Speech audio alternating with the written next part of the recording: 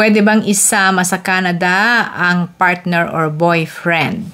Ang sagot po ay yes, sapagkat sa Canada ay meron pong tinatawag na common law partner at yan ay allowed ng immigration. Kahit hindi kayo kasal, provided na nagsasama kayo for at least 1 year. Cohabitating for at least 1 year. Pwedeng isama mo ang common law partner mo sa iyong application for permanent residency o di kaya ay kung qualified ka para sa open work permit.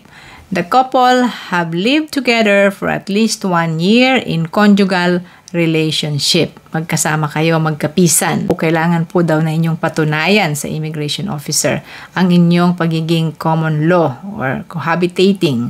Magkasama kayong namumuhay. Paano patutunayan yon? May mga paraan guys. Halimbawa, meron kayong records, documents na nagpapakita na pareho ang inyong address. Meron ba kayong ID na pareho yung address ninyo?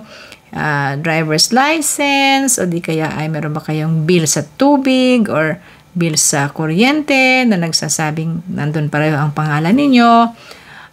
Pareho yung address ninyo? Yun yung mga pruweba that you are living together. Ano pa? Halimbawa ay pareho kayong may-ari ng isang negosyo or pareho kayong may-ari ng isang property, yung bahay ba ninyo ay inyo, kayo ba ay nandun pareho ang pangalan ninyo. Tinatanggap sa Canada guys ang common law partner. Sana po nasagot ko ang iyong katanungan. Thank you very much sa Ate Menchi from Toronto, Canada.